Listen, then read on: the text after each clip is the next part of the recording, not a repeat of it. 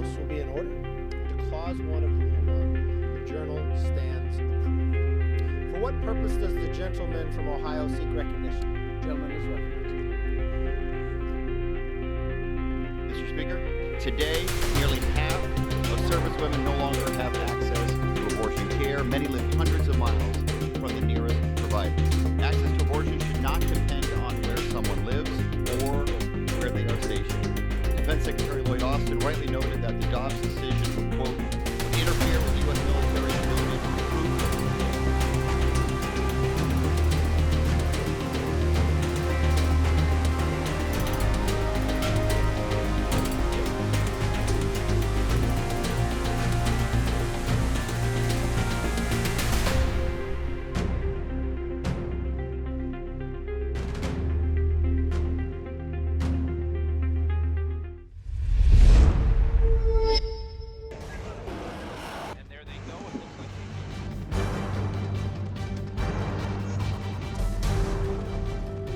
The US and Russia are dangerously close to an armed conflict.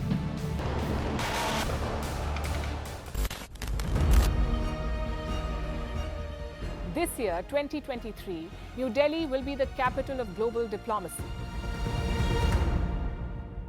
For a country as diverse as ours, with 88% of the population illiterate, it was a very big deal to write a constitution, and that too, the world's largest.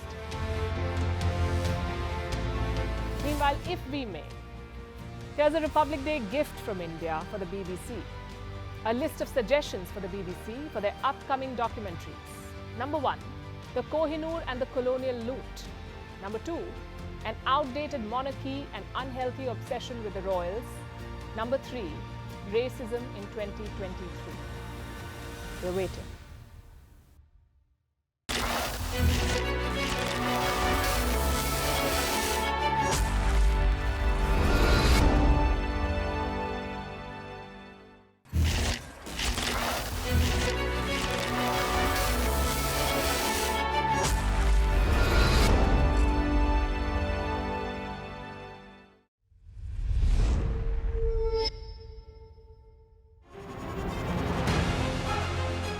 Email exchanges from inside the BBC, they talk about the risk of violating Indian laws. It's easier to rake up the freedom of speech debate, but does it give anyone a free pass to knowingly violate the law? America supports India because it needs India's support in return. And India is working with the US because it suits India's interests. This is how geopolitics works.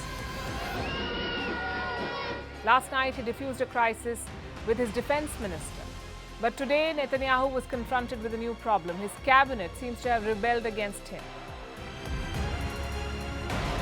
The UK is looking at the Indian subcontinent to fill its coffers. That India seems to be negotiating from a position of power, like a partner and not a former colony.